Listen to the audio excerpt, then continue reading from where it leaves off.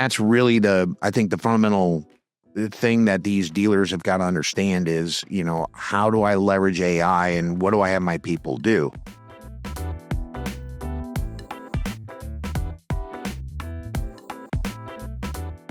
Hello and welcome to the Walk Around podcast, powered by JM&A Group. I am with my co-host, Jonathan Jordan, and our first guest for NADA is none other than the man himself from DriveCentric, Steve Roessler. All right, baby. That's the Live with Drive guy. It's a lot quicker and easier. It's all one syllable. But yes, that's fine. Yeah, I'm here, baby. We made it. You made it. I was telling you guys earlier, went to Buc-ee's. Let's give a plug to Buc-ee's. Everybody. Yeah, I mean, that thing is awesome. Jonathan, you've been to Buc-ee's. That's one of your favorites. Is it? I don't know if I'd say favorite, but I've experienced it. How was your experience? Well, I mean, for me, it felt like Lowe's with a gas station. You know what I mean? It was like, it was gigantic, man. I mean, but where else do you go and see just a meat counter full of jerky, I just thought that was the baddest thing you could ever see. I mean, it was like $30 a pound, but I'll tell you what, man, I mean, any flavor of jerky you wanted, you could have grabbed. I mean, so I was pretty excited, but otherwise, like the burritos and stuff I had, it was a beautified quick trip. That's the way I would kind of explain it for the food portion of it, but it was huge. All right. So we've got meat jerky, we've got driving, and now you're here. And we're here. Yes. So tell us, what are you excited about, and why is NADA important to you? Why do you come? Well, we got to come every year. I mean, as a growing company, in the world of technology, what we do in the world of, DriveCentric, CRM, AI, and things of that nature. I mean, we got to be here every year. It's amazing because 10 years ago, we helped start the company and we used to have like a 10 by 10 booth. And now we got some gigantic booth, we got a stage, and just the evolution of our company. It's just, it's a Shark Tank story. It really is. But I remember 10 years ago, I walked it for 2 years with no booth, just not working around. But, you come here every year, and I think if I'm on the dealer side, because I always try to think, what should the dealers be doing? And this is their opportunity to do a reset every year with all their vendor partners and understand what's new, what's coming with their vendor partners. But more importantly, also to see what else is out there, and we all know that there's education galore, and that's why they come here. They come here for the OEM meeting. But I always just think there's opportunities for them to learn about what they don't know. And I think that's the opportunity, unfortunately, that a lot of dealers, they don't want to walk the trade show booth just because they don't want to be hounded. And this year, if I'm a dealer, I would be excited because if the attendance is really down because they got here, they're going to feel like a meat locker at beef jerky at that Buc-ee's. And they're going to be like, holy cow, man, I'm turning my badge around. I may not even show up. Who knows? But, yeah, I mean, you know what I mean? I mean, there's usually a bunch of dealers here, but yeah, a lot of people unfortunately couldn't make it because of the snow. But I think every opportunity, there's going to be a lot more time, so just real unfortunate with the weather, but you got to make do with what you got. Right. Tell us what's exciting about DriveCentric. What do you got going on for 2025? What should dealers be interested in? Our foundation is the CRM portion of it. I mean, we like to promote it as the first engagement platform. We're trying to change the mindset over the last 10 years to get these dealers to think about engagement first. Okay, that's been our motto. Every CRM is a database management tool. And I can't say this enough because that's the way they use it. It's like tattletale sales. But anyway. But there's a unique quality to a CRM for a dealer, right? That's different than most CRMs 100% in the sales world. So tell us why that matters and what is DriveCentric able to do? Yeah, well, again, I was going to go back, so I'm glad you reverted me. That was very good. But anyway, it's so being an engagement tool, we're putting all the customers' communication right in front. And instead of like these traditional CRMs, and don't get me wrong, we have these business rules, but the days of these salespeople being flooded with tasks, the salespeople are in what I call doing the task, do the task mode. They're not doing the task at engagement mode. That is they're just clearing out the tasks. And your people do it at JM&A. I guarantee it. They just clear the task. They have some sort of workflow maybe set aside. So what we do is we're using artificial intelligence. So our big push for the last, a good 5 years has been educating on how to leverage AI. And AI is obviously what they talked about a lot last year. And so we had a lot of publicity because of that. I feel like we're the AI experts because it's built into Drive. So we're showing dealerships how to work with it versus against it. And that's really I think the fundamental thing that these dealers have got to understand is, how do I leverage AI and what do I have my people do? This year, our latest and greatest technology is what's called augmented intelligence marketing. This is the first of its kind. And what you're able to do now is mine your database with artificial intelligence. And it creates conversations by reading the previous conversations and applying that to be more of a Joe Girard type of approach. That's what salespeople should be doing. If the customer said, hey, I'm an expert in mushrooms, the AI will talk to them about mushrooms. What kind of mushrooms? Whatever. I literally showed. I'm just telling you. I saw a thread and I promoted it on LinkedIn. But salespeople have. Hold on a minute. Is that a true story? Totally true. Totally true. I've got the thread. And the customer went back and forth with the AI 10 times. I've just never thought to talk to my car dealer about mushrooms. I don't know. The dealership can sometimes be your psychologist to a customer. I mean, let's be honest. It's just like people would have talked just to talk. And then the problem is if there's no car deal, guess what? A normal person at the car dealership would just ignore that conversation and just shut it down. So the AI is still involved in that conversation, which creates a positive experience to that customer about wanting to buy a car from them from the future because they took the time to listen. Right. And that's what the AI is just doing. So the newest tool with augmented intelligence marketing, though, because we're having to do like birthdays, anniversaries, 3 months left to go in a lease, all the typical things that dealerships want humans to do, but quite frankly, they're just not good at. Yeah. Now the AI is doing that to create conversations. Steve, we hear a lot about AI, obviously, and there's some fear out there, I think, that AI is going to be able to replace, humans and be able to perform the tasks that have been relied on by a human individual. So, but that's not necessarily the case in the car business, right? So tell us, why do you think AI is going to be so important and also helpful to that human interaction? Yeah, no, and I would tell every dealer that's your head trash talking. All right, there's a term called head trash. All right, so when you think something's going to do it, but that's not really the case, that's prevent you from implementing it. Number one. All right, so, but no, AI. Look, people sell cars. They're terrible at getting a conversation going. That's the difference. The AI is an assistant to get a talking customer to the store so the human can sell the car. Right. That's it. It's, we have BDC people that are now doing like engagement centers because the BDCs are typically going out there doing 100 phone calls, 50 emails a day. I mean, who wants to do that? Would you want to do that? No. I wouldn't either. That's a brainless job right there. I mean, nobody picks up the phone with all the spam and email is basically dead. It's a CYA. Texting is the number one form of communication. That's what the AI is going to do. So it just makes sense, but the dealerships have got to, they got to trust it. They've got to trust their partners. And is the AI going to make a mistake? 100%. I'm here to tell everybody it will mess up. But guess what, Mark and Jonathan? It's going to make less mistakes than humans. I'll bet my paycheck on it. It's not worth that much, but I'll go ahead and I'll bet that for you.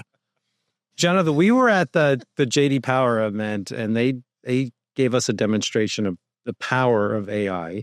But obviously, you need that human interaction to be able to use it and make it meaningful for the experience with the customer, right? Would you agree? Yeah. It's interesting when we look at it because I think a lot of people are scared of it because it's like, hey, this is going to completely take over and it's going to take my job, or I'm going to lose control of the car deal, which I hate that concept of like in general. But I think of it a lot of times, we go back 10 years ago and all the rage was digital retail, right? We're going to put this tool on the website and you're just going to sell cars. And 10 years later, I think we know we're not selling a whole lot of cars purely on the website, right? It's a great tool to engage customers and to give them another option, but they're still coming into the dealership. But Steve, when you're talking to dealers about it, is there a lot of fear around it? Well, yeah, no, to your point, is it going to replace your people? No, and I'll always go in there and there's plenty of studies out there, no matter what, there's a lot of forms of AI. Okay. So what we're talking about is internet lead handling, database mining and stuff of that nature. Okay. But you could get it for chat. You can do it for your web. There's a lot of ways of using AI. I'm specifically talking about for creating opportunities. So if the AI can create more opportunities through a conversation, that means you're going to staff up. Right now, I can only staff my showroom floor for the amount of people that come in my showroom or the amount of opportunities. If I can tell you that our stores get a 70% engagement rate and 50% of that engagement comes from the AI, that's a great problem to solve. Great problem to solve. Yeah. So they're being short-sighted on what the AI is actually doing. It's creating opportunities. Steve, I want to switch gears a little bit. As Jonathan mentioned, for years, the conversation has been about digital retail and selling cars online. And I think we know at this point, even with all the advancements in technology, customers still want to interact, right? And come and rely on dealers. It's part of the community. They have a lot of questions. It's a big purchase, right? But the ability to provide a customer to move from the research they've done, the exploration that they've done online, and make that seamless transition to their experience in the store, that still feels like there's opportunity to improve that transition and making that experience as best as possible to move from online to in-store. Do you have any perspective on that? And Yes, I do. How do dealers get better at that? Okay, so first of all, it's not an all or nothing deal. Let's be very clear on that. Let me tell you my definition and what we talk about at DriveCentric. Digital retailing is doing a part of the process remotely, not all of it. Okay, that's the customer's preference. I mean, I don't know if you guys know this, but I went to the proctologist last week remotely. All right. So I'm getting a chuckle. I didn't really do that, guys. Who knew? But you see, he would bring up meat jerky and his proctology appointments. But the point is, Really trying to figure that one out. But look, here's my point. You can go to the doctor remotely, but I can't buy a car remotely. You know what I mean? Now, what I'm just saying is the customer can choose how they want to buy the car. It is the customers, the way they want to buy it. Now, you could do a lot of the process remotely, okay, and do a part of it in person. So you just got to ask the question to the customer. Hey, Mr. Customer, there's a lot of different ways you can buy the car. You can come in and do it the old school way. That's what every one of my competitors will do, but I'm going to ask you, do you want to do a part of this remotely, make it convenient for you? Or would you like to do it all remotely? I just gave you a 3-lane highway to buy a car. Instead of when can he come in, when can he come in, and when can he come in approach. And that's what the dealerships do, no matter what. They can have a digital retailing tool, and they do that all the time. But if they do a digital retailing, I think their head trash is that's all going to be done remotely. But they don't offer that experience to the customer to do a part of it remotely. If you guys that's why I love working, just with some of the messages you guys have. And we had you at, DC20 talking about doing F&I remotely. You could say, hey, do you want to do it? Well, Jonathan knows a thing or two about remote F&I. I mean, what have we learned over the years we've been doing this? I think one of the biggest things we've learned is when you give the consumer options, they're more comfortable and they're more likely to buy. Yeah. And that's all it is. Well, most customers still end up in the store, yes. But if we give them that option, hey, do you want to take care of this remotely or do you want to do this in the store? It changes a lot. And for the customers that do it remotely, they're going to do, if somebody's focused on buying a car remotely, they're going to buy it remotely. And the dealer's going to accommodate that. The question is, do you have a good process in place to make sure that you capture that business Bingo. And maximize the transaction? So, Steve, would you agree? It's not necessarily a data issue. It's not a technology issue. It's more of a process issue to where the customer can make that transition to the in-store. The dealers have got to offer it, but they've got to be comfortable with whatever way the customer chooses. And, again, there's just so much you can do remotely. I mean, I think the customer still wants to, test drive the car, But do I want to sit and wait in the F&I office? I mean, I'm giving you guys a plug here. You guys know that, right? If I go in there and I buy a car and I want to calling. Yeah. Well, thanks, Steve. You don't have to just say it. It was all sense around here. I love that because the thing that intrigues me about what you guys do, because I don't have the data to support it, you guys do. And that's what I love about you guys. That giving the customer a good experience in the way they want to buy the car can increase the gross profit of that dealership. And when we go out there and we talk about digital retailing, doing a part of it remotely, you know what their head trash is? I'm going to lose gross. Oh, yeah. And that's just a fundamental lack of education from a dealer. They're not listening to the data. Right. That just drives me insane. They'd go by their gut. If you're an F&I manager out there and you're listening to this, what I'm about to say is going to make you uncomfortable. But imagine a world where a customer sits in the showroom, says yes, says I want to buy a car, and then you go out to them and say, hey, do you want to complete this here or do you want to do it from home? Yeah. Right? That's crazy to think that I would let the customer walk out and do the paperwork from home. We've got dealers doing that and it's working. Yeah. And if you let a customer do something the way they want to do it, you perform better. And you got a happy F&I guy who has a good balance of life with work and his personal life. They don't have to sit there at the dealership till 10, 11 o'clock at night, filling out the damn paperwork. Just, hey, you want to do this at 9 o'clock, 10 o'clock tomorrow morning? I don't have a deal going on. Let's just schedule an appointment. We'll do it then. Right. It just is too logical. Yeah. So, yeah, I mean, so we kind of do the same thing. We just do it on the front side. We have the same messages synergistically to the dealer. It's just we're on the front side, you're on the back side of the process. Right. Steve, as we wrap up, because I know you got a busy schedule and dude, I had nobody. I mean, my gosh, we're delayed for 2 hours. I can sit here for 2 hours and talk, bro. Yeah. Well, nobody can see this. There's like tractors driving around. I'm sure you'll hear it. I'm sure you can hear it. We're literally in the middle of the booth. The war zone. So thinking about 2025 and the year ahead, what do you think should be top of mind for dealers and their business? Well, I'm always going to be selfish. I think the dealerships still need to transition from our side selfishly on the sales on engagement. I think they're still activity based. I think they want us to track 100 phone calls, 50 emails a day. That's like the whole 1990 deal that they did, and they're not listening to what's relevant today. And I'm always going to push the envelope. I see the data. I know customers are buying cars 70% of the time in 4 business days, 80% in 10 days or less.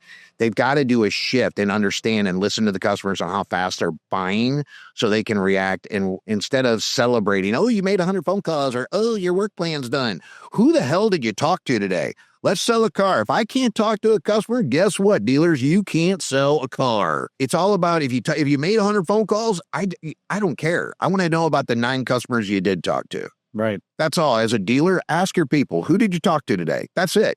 And if you focus on that versus activity base, you just indirectly sell more cars. Steve, we wish you the best of luck. Oh, yeah, man. I love this week. This is my favorite event, baby. Yeah. Road trip home should be just as exciting as it was here. It better be easier.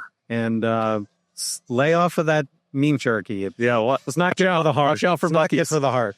Yeah, there's no Buc-ee's in the air, but I'll tell you what, man. I mean, that is a pretty cool joint. I'll tell you. I'll give them a plug. We really appreciate you coming. No, thanks for having me. Get us off. You got it, man. You guys have a good NADA too, man. Hey, dude, thanks, Steve. All right, thank you. See ya.